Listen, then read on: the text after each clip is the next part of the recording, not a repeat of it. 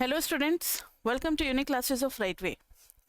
आज बच्चे स्टैट्स की फर्स्ट क्लास है सेकेंड सेम में, और आज हम लोग स्टार्ट करने जा रहे हैं अपना 5.3 सेक्शन।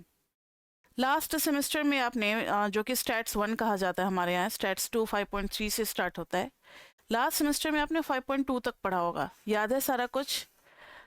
चैप्टर 1 में बहुत कुछ था, हिस्टोग्राम वगैरह, छोटे छोटे बहुत सारे टॉपिक्स थे। चैप्टर 2 में प्रोबेबिलिटी थी। चैप्टर 3 में probability distribution for random variables था, डिस्क्रीट। चैप्टर 4 में वही चीज़ फिर हमारा कॉन्टिन्यूस रैंडम वेरिएबल के लिए था। और 5.1 और 5.2 में जॉइंट डिस्ट्रीब्यूशन हमने पढ़ा था। तो सारा कुछ आपको याद है। अब आज सैम्पलिंग स्टार्ट करेंगे। थोड़ा बहुत सैम्पलिंग के बारे में ना हमने चैप्टर 1 में भी पढ़ा हुआ, याद है आपको? चैप्टर 1 में सैम्पलिंग के बारे में क्या पढ़ा था कि मान लो ये इतना बड़ा सा पूरा पॉपुलेशन है। मान लो अगर इंडिया में हम कोई अपनी फैक्ट्री लगाना चाहते हैं और मुझे यहाँ के लोगों का टेस्ट नहीं पता कि उन्हें किस टाइप की चीज़ें पसंद है। मान लो आइसक्रीम की फैक्ट्री लगानी है। अब कौन सा फ्लेवर इंडियंस को सबसे ज़्यादा पसंद आता है, किस फ्लेवर में कितना प्रोडक्शन करना चाहिए, उनको क्या कलर पसंद आता है, किस टाइप का रैप पसंद आता है, कौन से सीज़न में ज़्यादा बिकता है, किस सीज़न में ज़्यादा प्रोडक्शन करना है, like this and all the things. तो पॉपुलेशन हो जाएगा पूरा इंडिया। अब हर इंडियन से जाके नॉक नॉक डोर करके और फिर उनका इंटरव्यू लेकर के पूछें, तब तो पता नहीं इस जन्म में सदियों लग जाएंगे फैक्ट्री खुलने में, प्रोडक्शन स्टार्ट करने में ही स्टार्ट हो ही नहीं पाएगा भाई। अभी तो अब बहुत सारे लोग बचे इंटरव्यू देने के लिए। तो इसलिए पॉपुलेशन में अगर हमें कोई चीज़ स्टडी करना है तो पॉपुलेशन अगर बहुत बड़ा हो, जो हमारे रीच से बाहर हो। अब कहोगे मैम पूरे दिल्ली के लोगों का तो इंटरव्यू ले ही सकते हैं। आप ले सकते हो, लेकिन ये देखो ना टाइम कितना लगा आपका, मनी कितना वेस्ट हुआ, तो फिर उसका कोई फ़ायदा नहीं निकलने वाला है। तब हम लोग छोटे छोटे क्या करते हैं, सैम्पलिंग करके ही अपना काम चलाते हैं। तो when it is not possible for us to cover each and every element of entire population, so we divide the population into small samples, small segment में divide करेंगे। ये सब samples कहलाते हैं। like first sample, इसका mean होगा x1 बार और standard division हो जाएगा s1। सेकेंड सैंपल का x2 बार और स्टैंडर्ड डिवीजन s2। इसी तरीके से अगर ये थर्ड सैंपल है तो x3 बार और s3, x4 बार और s4।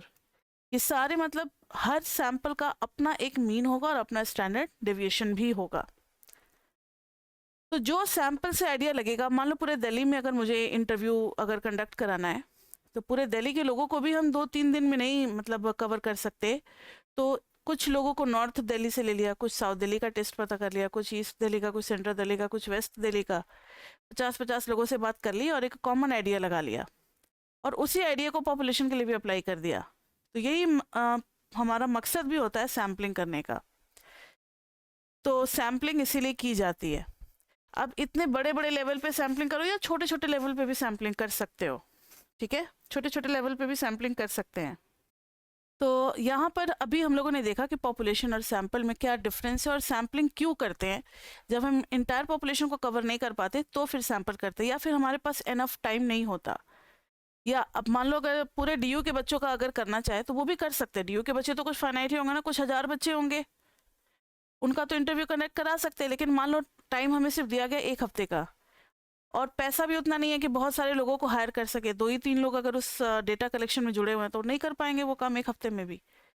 तो फिर वहाँ पे भी सैम्पलिंग करनी पड़ेगी। हर कॉलेज से 10-10 बच्चों का ओपिनियन जान लेंगे और वही मान लेंगे कि पूरे सैम्पल्स के ओपिनियन है, और उसी को पॉपुलेशन के लिए भी अप्लाई कर देंगे। तो ऐसी चीज़ें हम लोग सैम्पलिंग में करते हैं। तो अब बात क्या है कि सैंपल का मेन चीज़ जो आपको ध्यान में रखना है वो है कि जब भी x बार रिप्रेजेंट करेंगे तो ये सैंपल मीन के लिए होगा। This is for sample mean. अब जितने सैंपल होंगे उतने आएंगे x बार। s की बात करेंगे तो ये सैंपल स्टैंडर्ड डेविएशन के लिए होगा, जहाँ पर सैंपल मीन का फॉर्मूला होता है summation of all x upon n।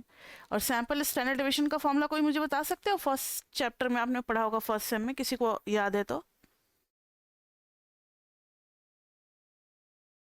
नहीं याद है? x माइनस एक्स मीन का whole square upon n minus 1। n is the size of sample. ये n-1 करते हैं सैंपल के लिए, यही पॉपुलेशन के लिए n हो जाता है। n-1 नहीं करते। इसका प्रूफ मैंने चैप्टर 1 में भी कहा था कि हम लोग चैप्टर 6 में पढ़ेंगे। तो अब आ गई है बारी सेमेस्टर 2 में जब चैप्टर 6 में एंटर करेंगे तो इसका प्रूफ पढ़ेंगे। तो ये हो गई सैंपल के बारे में बातें। अब अगर पूरे पॉपुलेशन का अगर हम लोग डेटा कलेक्ट करते तो जो उसका मीन आता that is mu. Mu is used for population mean. अब म्यू तो हम निकाल नहीं सकते, जब पूरा पॉपुलेशन का डेटा ही नहीं है तो मीन कहाँ से निकालेंगे बच्चे। तो एक्चुअली में होता ये है कि ई एक्स बार जो है वही हमें म्यू की तरफ ले जाता है। Expected value of sample mean is our population mean. अब स्टैंडर्ड डेविएशन ऐसे लिखते हैं, किसका, पॉपुलेशन का। स्टैंडर्ड डेविएशन का फॉर्मूला हो जाता है summation x minus x mean का होल स्क्वायर अपॉन n। ये पॉपुलेशन के लिए n होता है, सैंपल के लिए n-1 होता है। ये बेसिक डिफरेंस है, ये आपको याद रखना है। ये हम लोग अभी कैलकुलेशन में अभी जस्ट जो नेक्स्ट एग्जांपल करने जा रहे हैं उसमें हम लोग यूज़ करने वाले हैं, इसलिए मैंने कहा कि आप याद रखोगे कि n-1 करेंगे। तो इतनी बातें तो हम लोगों ने चैप्टर 1 में पढ़ा था, उसको हम लोगों ने रिकॉल किया। अब हम लोग आगे बढ़ते हैं और ऐसे क्वेश्चन एक 10 मार्क्स का आपके पेपर में आता है जहाँ पे कुछ एलिमेंट दे देंगे और उसमें से हमें सैंपल बनाना है, सैंपल का मीन निकालना है, सैंपल का स्टैंडर्ड डेविएशन निकालना है और फिर उनको चेक करना है कि कितने हद तक पॉपुलेशन से मैच करेंगे। ठीक है, कितने हद तक पॉपुलेशन से मैच करेंगे। तो अगर आपके पास रीडिंग है तो आप देख सकते हो एग्जाम्पल 5.20 रीडिंग है बच्चे सबके पास। नहीं है तो कोई बात नहीं, आप सुन करके भी समझ सकते हो। अगर अभी आपके पास कुछ नहीं है तो कोई बात नहीं, आप ऐसे भी समझ ही जाओगे। तो चलो पढ़ते हैं। A certain brand of MP3 player comes in 3 configuration. MP3 player की बात हो रही है बच्चे।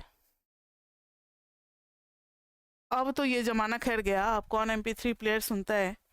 ये जब बुक लॉन्च हुआ था 2008 में या 9 में, तब MP3 का ज़माना था। तब इतना स्मार्टफोन इतना ज़्यादा फेमस नहीं हुआ था, अभी उसका कॉन्सेप्ट चल ही रहा था। इक्का दुक्का कहीं स्मार्टफोन लॉन्च भी हो गया था। तो इसलिए इस एग्जाम्पल में आपको इस बुक में ज़्यादातर पुराने ज़माने वाली सारी चीज़ें मिलेंगी। MP3 तो पेन ड्राइव, ऐसी ऐसी चीज़ें, बहुत सारी चीज़ें मिलेंगी, CD वगैरह भी मिलेगा। तो MP3 player, a certain brand of MP3 player comes in 3 configurations, a model with 2 GB of memory। अब ध्यान से सुनो, एक मॉडल है जो 2 GB वाला है तो इसकी कॉस्ट कितनी है, $80। एक जो है वो 4 GB वाला है तो इसका कॉस्ट कितना है, 4 GB model price to $100 MP3 player का प्राइस है। और तीसरा जो है वो है 8 GB वर्जन जिसका प्राइस कितना है, तो प्राइस है $120। अब कस्टमर जितने भी आ रहे हैं तो कस्टमर के बिहेवियर के अकॉर्डिंग एक प्रोपोर्शन निकाला गया है कि 20% लोग जो हैं वो 2 GB को परचेज करते हैं। 20% किसके लिए ऑप्ट करते हैं, 2 GB के लिए। 30% चूज द 4 GB मॉडल, ये सब कुछ क्वेश्चन में दिया हुआ। 30% choose the 4 GB model and 50% choose the 8 GB model. 8 GB model लोग सबसे ज़्यादा इसी को प्रेफर कर रहे हैं, खरीदना चाह रहे हैं। Then the probability distribution of the cost x, ये भी दिया हुआ है। तो लेट कॉस्ट बी x। अब इसका प्रोबेबिलिटी डिस्ट्रीब्यूशन निकालना है, ध्यान से सुनना। वैसे तो इन्होंने दे दिया है डिवोर बुक की क्या डिसएडवांटेज है, क्या एक माइनस पॉइंट है, प्लस पॉइंट तो बहुत है डिवोर बुक की। तो लेट कॉस्ट बी x, अब इसका प्रोबेबिलिटी डिस्ट्रीब्यूशन निकालना है। तो डिवोर बुक की क्या नेगेटिव बातें हैं कि आपको पता नहीं चलेगा कि क्वेश्चन कहाँ तक रहेगा पेपर में, ये सीधा सॉल्व करते चले जाते, एक्सप्लेन करते चले जाते हैं। लेकिन हम लोग आपको जगह जगह गाइड करेंगे कि क्वेश्चन कैसे फ्रेम हो सकता है। अभी तक जितनी भी इंफॉर्मेशन होगी ये गिवन होगी क्वेश्चन में हमें, और ये लोग कहेंगे find probability distribution for cost, find probability distribution for cost. तो ध्यान से सुनो, पहले फर्स्ट पार्ट का आंसर कर रहे हैं हम लोग, प्रोबेबिलिटी डिस्ट्रीब्यूशन फॉर कॉस्ट। तो सीधी सी बात है भाई, डिस्ट्रीब्यूशन फंक्शन किसके लिए निकालना है, कॉस्ट के लिए निकालना है। तो x हमारे पास क्या है, कितने टाइप के कॉस्ट हैं, एक $80 वाला है, एक $100 वाला है और एक $120 नहीं हाँ ठीक है 120 वाला है, डॉलर कॉस्ट के हिसाब से देखना है ना। अब इसके परचेज होने के चांसेस हैं 20%। 20% कस्टमर जो है वो 2 GB के लिए जाते हैं, यानी $80 वाले के लिए जाते हैं, तो वही इसकी प्रोबेबिलिटी भी हो जाएगी। Probability is also measured in the terms of percentage. तो 20% का मतलब हो गया 0.2, इधर 30% तो इसका हो गया 0.3, इसका 50% तो इधर हो गया 0.5। तो पहला हमने कर लिया, प्रोबेबिलिटी डिस्ट्रीब्यूशन फॉर कॉस्ट निकाल लिया, ठीक है। तो ये था हमारा first part, find probability distribution for cost. Now second part, find population mean and variance. Find population mean and variance. तो बहुत इजी है पॉपुलेशन मीन और वेरिएंस के लिए। कॉस्ट तो यही है ना एक्चुअली में, पॉपुलेशन में कॉस्ट कितना है 80, 100, 120। 0.2 लिख दिया, 0.3 लिख दिया, 0.5 लिख दिया। अब ध्यान से सुनना, अगर हमें म्यू चाहिए तो mu is equal to expectancy of x. और एक्सपेक्टेंसी ऑफ एक्स का फॉर्मूला आपको याद है बच्चे? पहले ये बताओ ये किस टाइप का डिस्ट्रीब्यूशन है, डिस्क्रीट है या कॉन्टिन्यूअस है? डिस्क्रीट है, क्योंकि तीन ही टाइप का है, 80, 100 और 120, कोई इंटरवल नहीं है।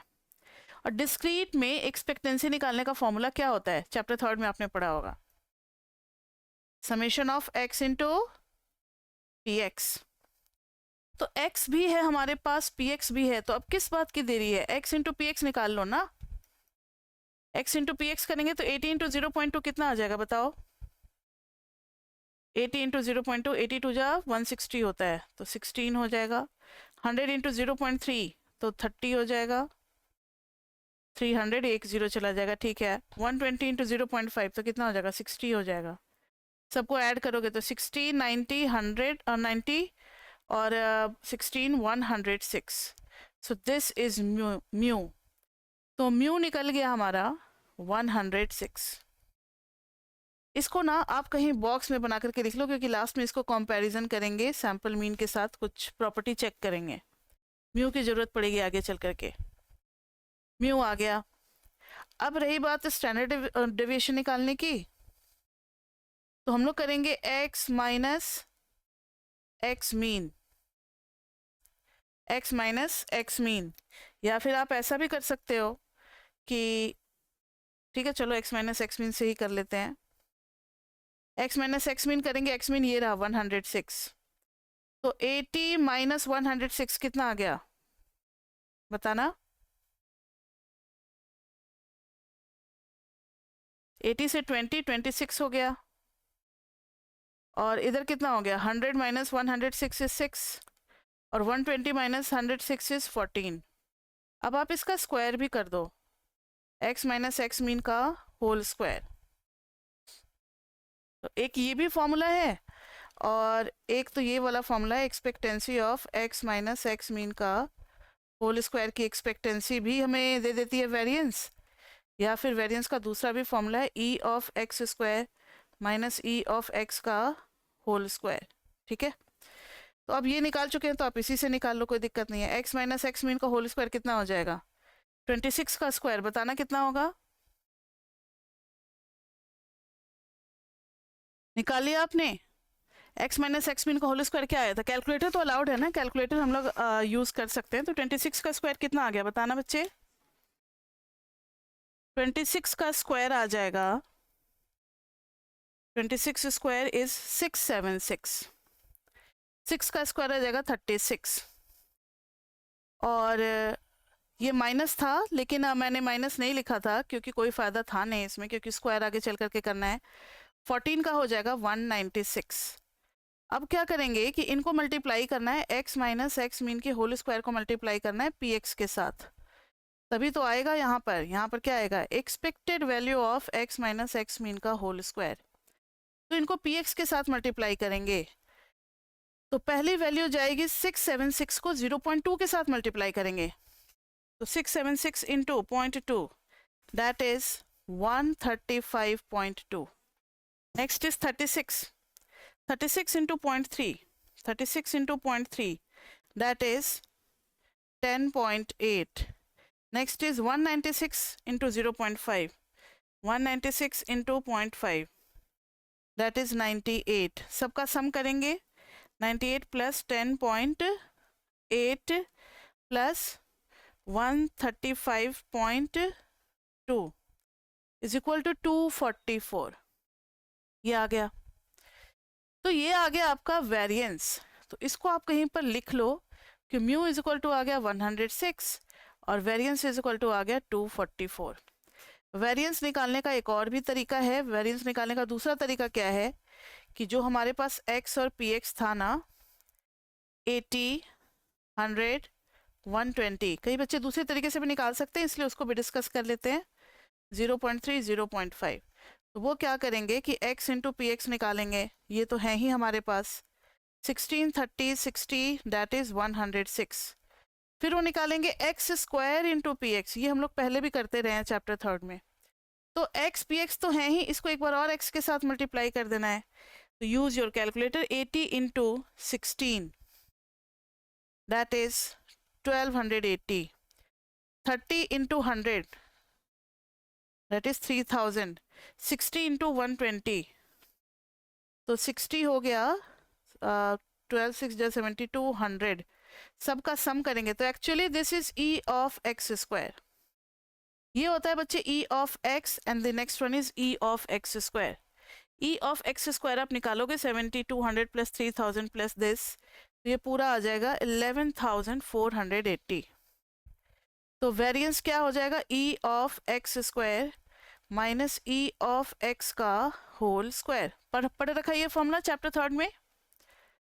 तो वेरिएंस आ जाएगा ई ऑफ एक्स स्क्वायर यानी 11480 माइनस 106 का स्क्वायर.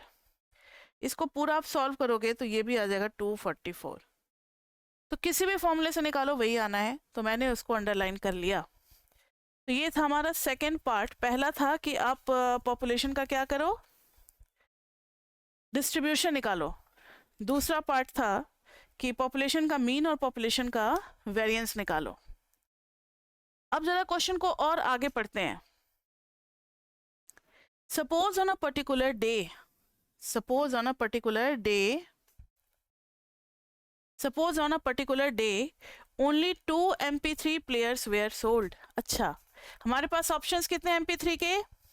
3 है बच्चे, 2GB, 4GB और 8GB वाले. लेकिन किसी दिन ऐसा मानो कि सिर्फ 2 ही MP3 प्लेयर जो है वो सेल हुआ है. लेट x1 जो है वो फर्स्ट वाले का रेवेन्यू है, x2 जो है वो सेकेंड वाले का रेवेन्यू है. This is revenue collected from first MP3 player. जो भी परचेज हुआ हमें नहीं पता कि कौन सा हुआ है. This is revenue from second.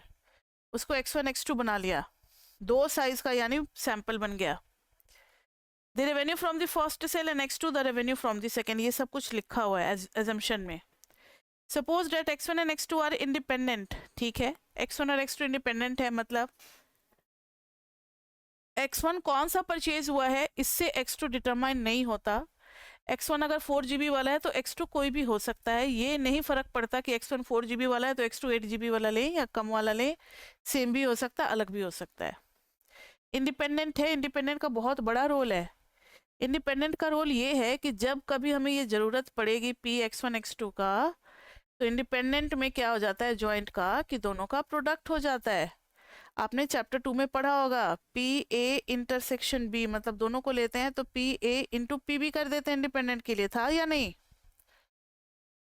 तो जब जॉइंट के प्रोबेबिलिटी की जरूरत पड़ेगी तो इंडिविजुअल प्रोबेबिलिटी को हम आपस में मल्टीप्लाई कर देंगे बिकॉज दीज आर इंडिपेंडेंट.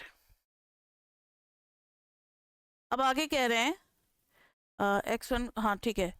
अब find the probability distribution so that x1 and x2 constitute a random sample from the distribution.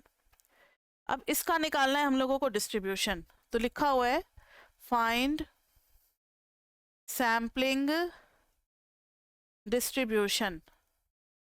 Find sampling distribution C part में है.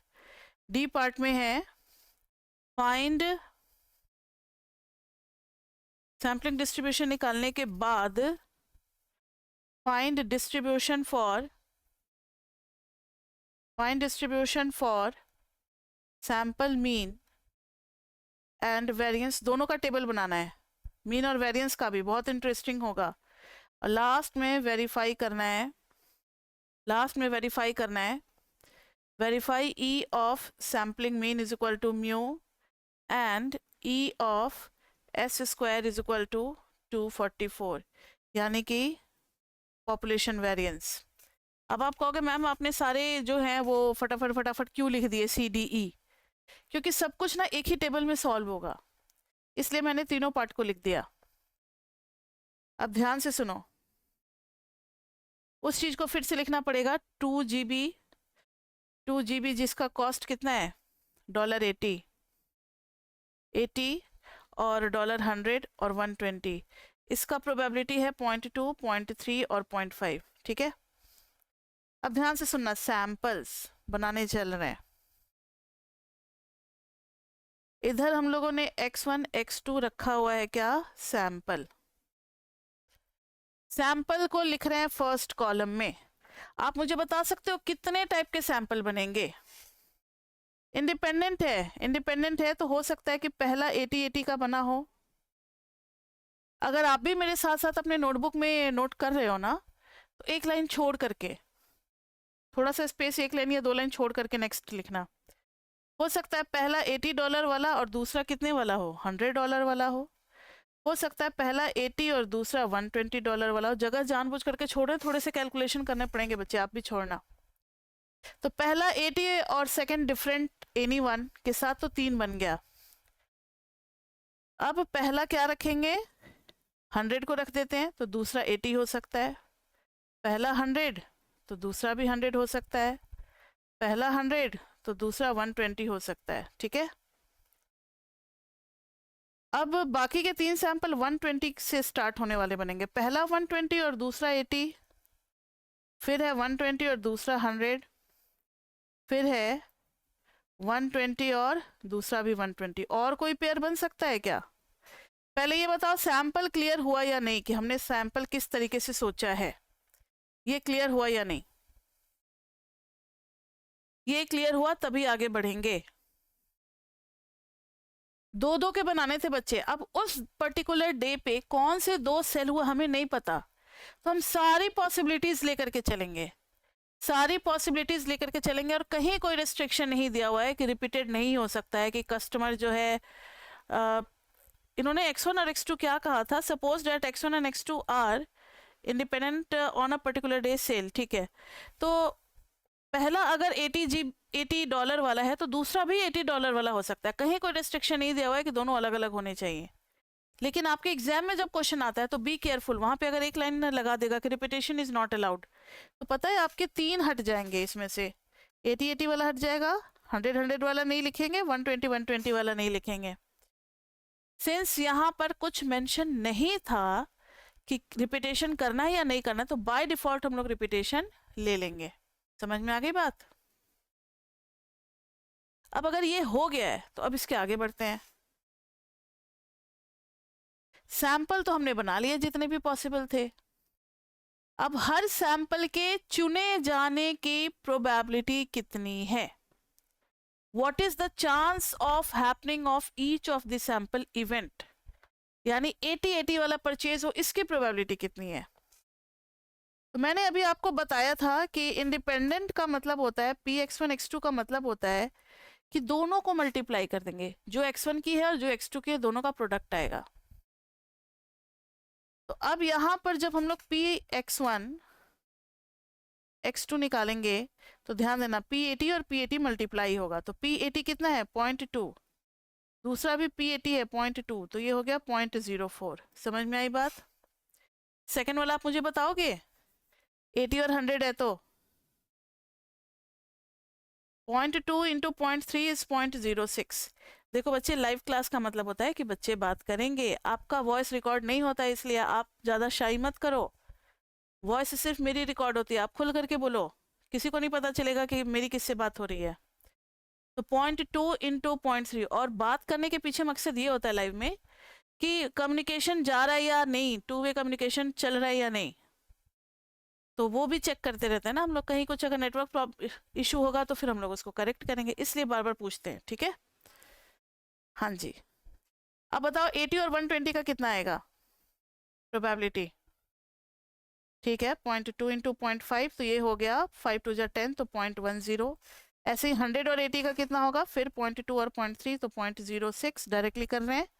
और ऐसा इसलिए कर पा रहे हैं क्योंकि ये मेंशन था कि दोनों इंडिपेंडेंट है।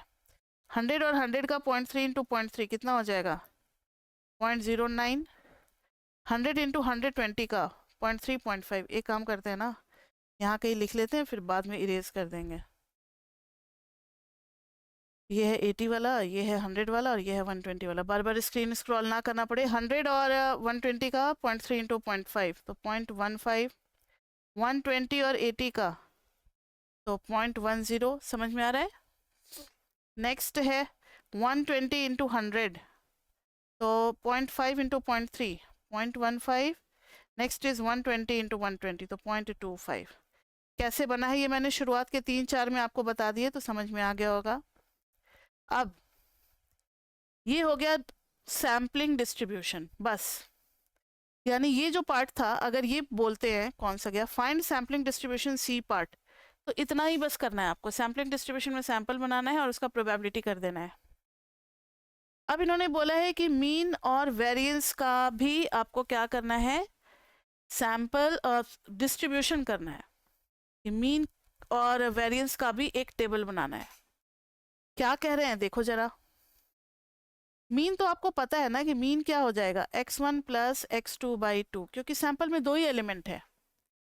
तो हर सैंपल का मीन का फॉर्मूला मैंने क्या बताया था? Summation x by n। तो सीधा x1 प्लस x2 बाई 2 कर देंगे हम लोग। क्या कर देंगे? x1 plus x2 by 2। तो 80 प्लस 80 बाई 2 कितना आ जाएगा बताओ? 80 प्लस 80 बाई 2। ये बहुत छोटा सा सैंपल है जिसमें सिर्फ 2 ही एलिमेंट है, तो दोनों को सम करो और 2 से डिवाइड करो, काम खत्म हो गया। 80। इसमें क्या हो जाएगा? 80 प्लस 100 बाई 2, तो ये आ जाएगा 180, तो 90। और मिडिल का आ जाता है एडजस्ट करके, अगर आप एवरेज लेना समझते होंगे। 120 और 80 200 हो गया, तो 100 इज एवरेज। ये 180 हो गया, तो 90। नेक्स्ट है 100 100, तो 100। नेक्स्ट इज 120, तो 110। आ रहा है ना समझ में? इस दोनों को ऐड करके बाई 2 कर देंगे, तो 100। नेक्स्ट है 220, तो 110 भी होगा। ठीक है, बहुत बढ़िया। 120 और 120, तो 120 हो जाएगा। तो ये आ गई हमारी मीन की वैल्यू। अब ध्यान से सुनना जो बता रहे हैं। जब ये सैंपल होगा तभी तो मीन भी 80 आएगा, और उसकी प्रोबेबिलिटी है 0.04। तो यही सेम प्रोबेबिलिटी इसके लिए भी काम कर जाएगा। मतलब यही हमारा पी एक्स बार भी बन जाएगा कि what is the probability that p x bar is 80 in this case, तो 0.04। What is the probability that p of x bar, मतलब एक्स बार इज 90, तो 0.06 इन दिस केस।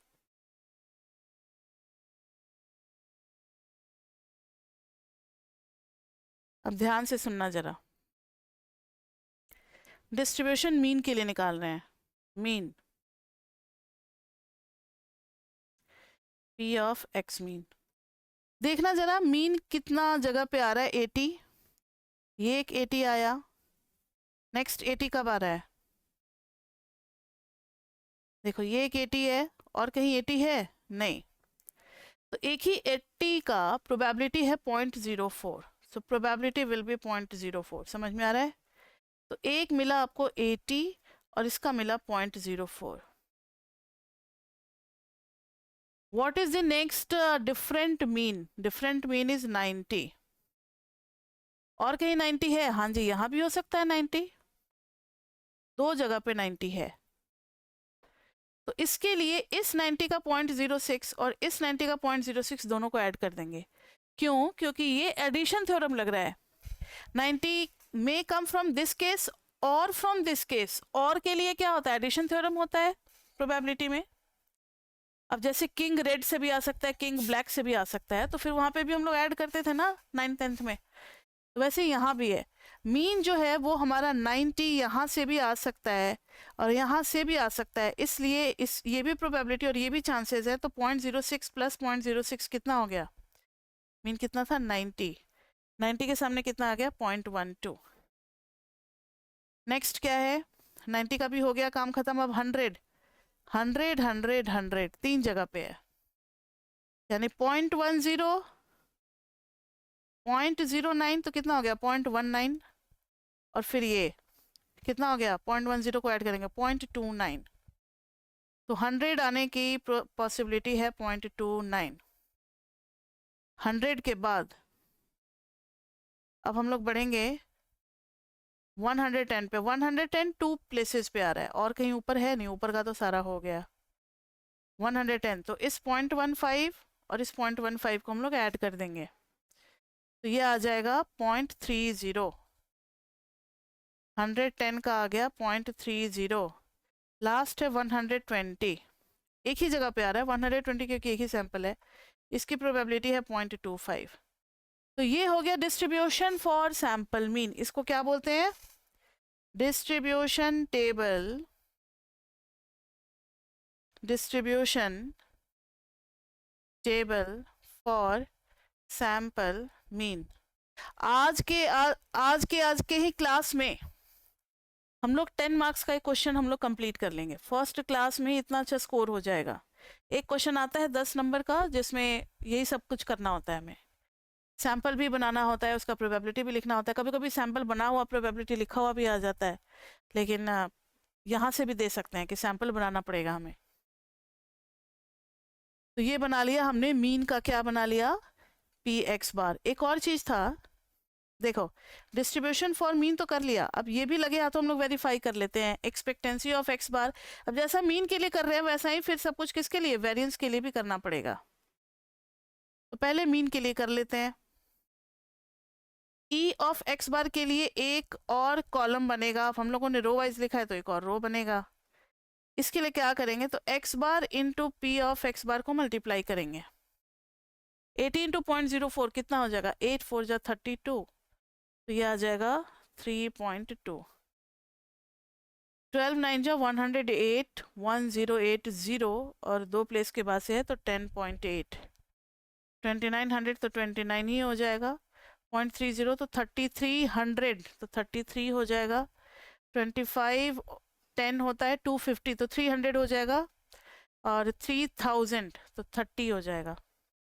और जब सबका सम करोगे, यानी summation of x bar into p x bar, ये कितना आ रहा है, तो आप इसको ऐड करो ना, 30 33 कितना हो गया 63, 63 और 9 72 और 20 92, 92 प्लस इस दोनों को देखो 8 to 10, इधर तक का 92 आ चुका है, 8 to 10 और कैरी 1 14, 14 प्लस 92 कितना हो गया 4 to 6 और 9 1 10, 106। ये तो कैलकुलेशन सब अपने अपने तरीके से करेंगे, और इतना ज़्यादा स्मार्ट बनने की ज़रूरत नहीं है। कैलकुलेटर तो अलाउड होता ही है ना, तो आप कैलकुलेटर अप्लाई कर लेना। तो ये हम लोगों ने वेरीफाई कर लिया। और एक आप देखोगे जो स्टार्टिंग में निकाला था हम ना, हमने कहाँ गया, ये वही आ रहा है 106 ही आ रहा है। तो हम लोग जब मीन का एक्सपेक्टेंसी निकालते हैं तो वो 106 ही आता है। इसके बारे में बहुत अच्छे से चैप्टर 6 में पढ़ेंगे, जहाँ पर एस्टिमेट और एस्टिमेटर के बारे में पढ़ाया जाता है। वहाँ पर बताएंगे कि क्यों मीन की एक्सपेक्टेड वैल्यू जो है वो पॉपुलेशन मीन आती है, क्यों सैंपल मीन की एक्सपेक्टेड वैल्यू जो है वो पॉपुलेशन मीन आती है। ठीक है, तो अब जैसा कुछ हमने मीन के लिए किया है वैसा ही अब किसके लिए करेंगे, हम लोग सैंपल स्टैंडर्ड डिविएशन के लिए भी करेंगे, टेबल बनाएंगे सेम इसी तरीके से। तो यहाँ ध्यान दो, एस के लिए फॉर्मूला क्या हो जाएगा, एस के लिए फॉर्मूला हो जाएगा एक्स माइनस एक्स मीन का whole square upon n minus 1, और वो भी अंडर रूट, या वेरिएंस ही निकाल लेते हैं। वेरिएंस कर लेंगे तो फिर अंडर रूट लगाने की जरूरत नहीं है। अब वेरिएंस की बात आ रही है, तो वेरिएंस के लिए x माइनस एक्स मीन का whole square by n minus 1 करेंगे। एक एग्जांपल देखो, पहले सैंपल के लिए बता रहे हैं। पहले सैंपल में हमारे पास है 80 और 80, मीन कितना आ गया, समेशन x आ गया 160, मीन आ गया 80। एक सैंपल के लिए समझा रहे हैं, अगले वाले सैंपल के लिए आप खुद निकालोगे, ध्यान से सुनो। अब x माइनस एक्स मीन करेंगे और होल स्क्वायर भी कर देते हैं, या x माइनस एक्स मीन। बताओ 80 माइनस 80 0 और 0, और उसका जब होल स्क्वायर करेंगे तो वो भी 0 0, सम करेंगे तो वो भी 0। तो वेरिएंस का जो फॉर्मूला होता है s square is equal to summation x minus x mean का whole square upon n minus one. N कितना है इस सैंपल का? 2 है। सैंपल का साइज कितना है? 2 है। तो 2 में से 1 जाएगा तो 1 बचेगा। तो 0 by 1 is equal to 0। 0 by 1 is equal to 0। तो पहला आ गया 0। क्या दूसरे का तुम सैंपल वेरिएंस निकाल सकते हो बच्चे? 80 और 100 है, ठीक है। अब 80 और 100 का मीन कितना आ गया? 90। तो यहाँ पर x माइनस एक्स मीन का होल स्क्वायर ही लगे हाथों निकाल लेते हैं। 80 और 90 का डिफरेंस हो गया 10, 10 का स्क्वायर हो गया 100, 100 और 90 का डिफरेंस हो गया 10, 10 का स्क्वायर हो गया 100, इधर हो गया 200। तो वेरिएंस हो जाएगा सम बाई 2 माइनस 1 यानी कि 1, तो 200 आ गया। नेक्स्ट वाले का निकालोगे 80 और 120 का। ये आपको रफ वर्क में करना है। 80 और 120 का करेंगे तो इनका आ जाएगा कितना? 100 मीन आ जाएगा।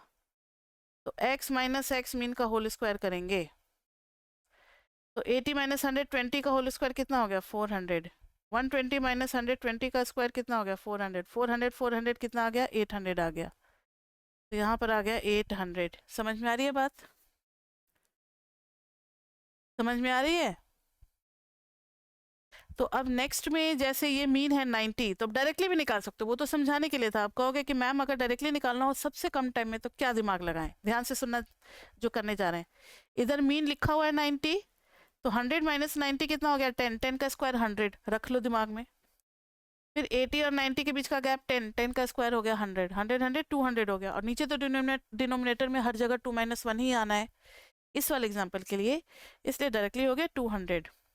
अब यहाँ करोगे 100 और ये भी 100 है, ये भी 100, तो 0 ही आएगा। यहाँ देखो यहाँ 110 है, तो फिर 10 का गैप है, 10 का गैप है, तो फिर से 200 ही आएगा। यहाँ है 100, यहाँ 20 का गैप है, यहाँ 20 का गैप है, दोनों का स्क्वायर करके तो 400 आएगा। समझ में आ रही है बात? इधर है 110। क्योंकि इतना कैलकुलेशन कर चुके हैं ना, तो अब हमारा दिमाग थोड़ा फास्ट काम कर रहा है। 120 और ये सब मीन है ना, ये मीन का कॉलम है। तो 110 120 का गैप हो गया कितना? 10, और इसके साथ भी गैप हो गया 10, तो 10 का स्क्वायर 100 और एक और 100, दोनों मिलकर के 200। 120 120 तो 0 आ गया। अब देखो जरा गौर से, तो सैंपल स्टैंडर्ड डेविएशन या वेरिएंस 0 0 और 0 तीन जगह आ रहा है।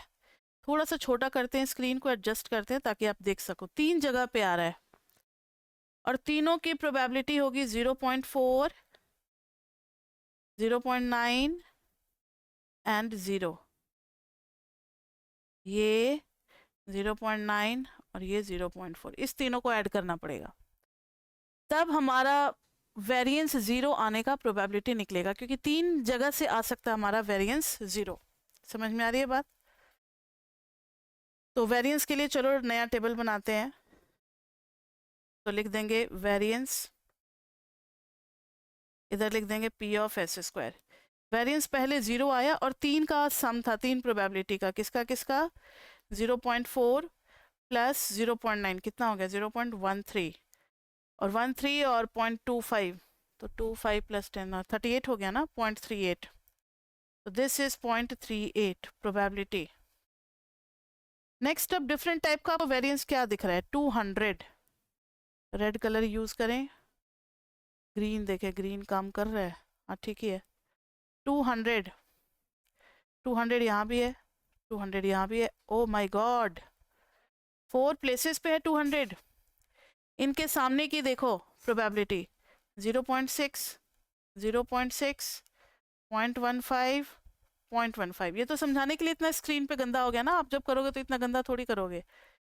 तो बताओ चारों का सम कितना आ रहा है? 0.15, 0.15, नीचे से ऊपर चले तो 3 हो गया, और 3 में 0.06, 0.06 यानी 0.12 ऐड करेंगे तो 3 में 12 हो गया, 0.12, तो कितना हो जाएगा? 0.42। ठीक है, 0.15 आ गया 0.3 और 0.12 को ऐड करेंगे तो 0.42। तो ये है 200 का 0.42।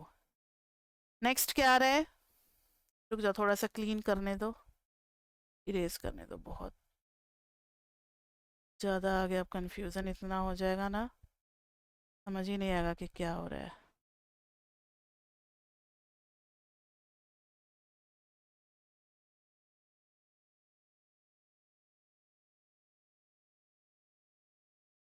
नेक्स्ट वाले का तो अब आप निकाल चुके होंगे।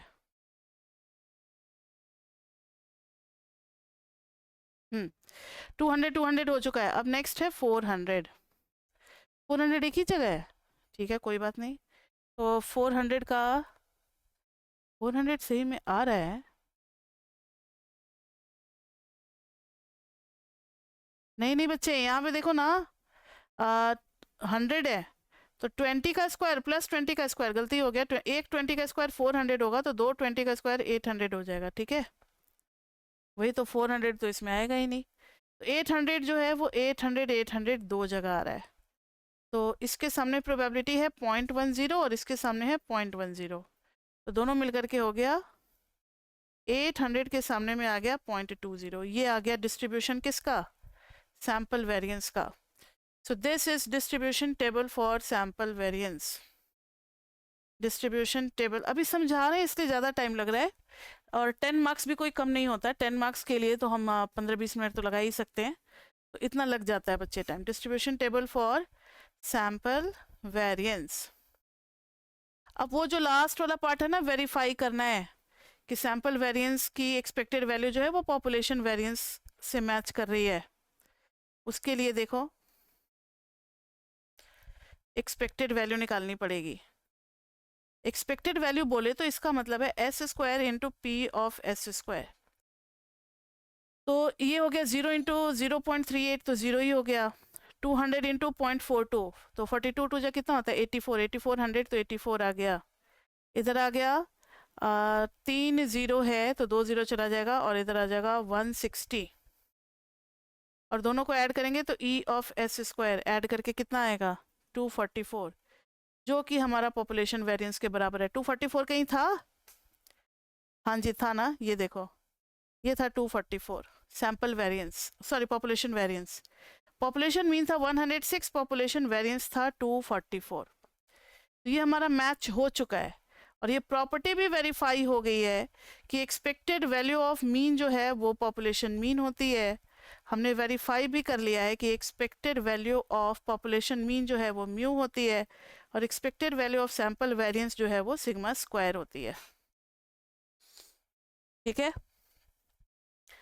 तो फर्स्ट क्लास में तो यही एक एग्जाम्पल हो पाता है जो कि काफ़ी लेंदी होता है 5.20, और यहीं से अब हमारा दिमाग में ना सैम्पलिंग अब पूरी तरीके से आ चुका है। सैम्पलिंग के बाद ये तो था हमारा डिस्क्रीट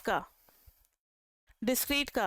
अब एक और एग्जाम्पल है जैसे 5.21, तो वो है डबल इंटीग्रेशन का, एक्सपोनेंशियल डिस्ट्रीब्यूशन का होगा, तो वो डबल इंटीग्रेशन का क्वेश्चन है 5.21। उसको भी हम लोग आज कर सकते हैं या फिर नेक्स्ट क्लास में भी कर सकते हैं, क्योंकि दोनों बिल्कुल डिफरेंट कॉन्सेप्ट है, कहाँ ये टेबल है और कहाँ वो डबल इंटीग्रेशन है। तो डबल इंटीग्रेशन में मुझे कुछ बातें और भी आपको बतानी है, पहले भी बता चुके हैं ना, रेक्टेंगुलर कोऑर्डिनेट और नॉन रेक्टेंगुलर कोऑर्डिनेट। अच्छा ठीक है, ठीक है, तो आप लोग सभी कोई को तो आता ही होगा ये, तो चलो कर लेते हैं इसको, या चलो नेक्स्ट क्लास में करेंगे, आज ज़्यादा हो जाएगा, आज तो बस इंट्रो ही है ना, क्यों इतना ज़्यादा प्रेशर आप लोगों पे डालें। तो क्लास 2 में चैप्टर 5 का सेक्शन अभी चलेगा, नेक्स्ट क्लास में क्या होने वाला है ये हम बता देते हैं। 5.3 का एक एग्जाम्पल रह गया, 5.3 में 2 एग्जाम्पल करने हैं। 5.20 वो तो हमने कर लिया, 5.21 करेंगे, और सिमुलेशन एक्सपेरिमेंट जो है वो नहीं है, उसको शॉर्ट में बताना है, एक CLT थ्योरम, वो हम आपको बता देंगे, तो 5.3 हो जाएगा। और नेक्स्ट क्लास में 5.4 भी एंटर कर जाएंगे, distribution of the sample mean. ये जो आज हमने किया है ना, ये इसी पे पूरा है 5.4 डिस्ट्रीब्यूशन ऑफ सैंपल मीन। सम पे, सब कुछ पे, उसका भी स्टैंडर्ड नॉर्मल डिस्ट्रीब्यूशन होगा, उसके भी क्वेश्चंस होंगे जिसके लिए एरिया वगैरह देखना होगा, न्यूमेरिकल से सॉल्व करने हमें 5.4 में, ठीक है। तो 5.4 is also going to be very interesting, और 5.5 में लीनियर कॉम्बिनेशन के लिए है। तो अभी तो इतना ही बच्चे, फिर नेक्स्ट क्लास में मिलते हैं हम लोग एग्जाम्पल 5.21 के साथ। लेकिन जिन बच्चों ने सेमेस्टर 1 में नहीं पढ़ा है उनको कुछ हम टॉपिक बताना चाहेंगे ताकि आप वो बेसिक्स अपना क्लियर कर ले। अगर आज आपको क्लास में दिक्कत हुई है, इसका मतलब चैप्टर 3 आपने नहीं पढ़ा है और चैप्टर 4 आपने नहीं पढ़ा है, ठीक है। तो चैप्टर 3 में जो है वो आपको जो बेसिक कॉन्सेप्ट है ना, जैसे बायनोमियल है और एक्सपेक्टेंसी के रूल्स मैंने बताए हुए हैं और वेरिएंस के रूल बताए हुए हैं, ठीक है। इन सब के रूल्स को थोड़ा सा देख लेना है। और चैप्टर 4 में नॉर्मल डिस्ट्रीब्यूशन और एक्सपोनेंशियल, ये सबको देख लेना है, नॉर्मल और एक्सपोनेंशियल, ठीक है। नॉर्मल और एक्सपोनेंशियल दो को देख लेना है। इतने से आपका काम चल जाएगा। अगर चैप्टर 5 आपने अच्छे से नहीं पढ़ा है तो कोई बात नहीं, वो हम लोग को कराना हमारा काम है, वो हम लोग कर लेंगे। लेकिन चैप्टर 3 का जो है वो फर्स्ट क्लास और बायनोमियल खाली कर लेना, पॉइसन नहीं किया है कोई बात नहीं, बाकी डिस्ट्रीब्यूशन मत करना, खाली बायनोमियल कर लेना चैप्टर 3 का। और चैप्टर 4 में नॉर्मल और एक्सपोनेंशियल कर लेना, ठीक है। इतना अगर आप कर लेते हो तो आपको सब कुछ समझ में आने लगेगा क्लास में। तो आज के लिए इतना ही बच्चे, फिर मिलते हैं हम लोग नेक्स्ट क्लास में। Till then bye bye bye bye.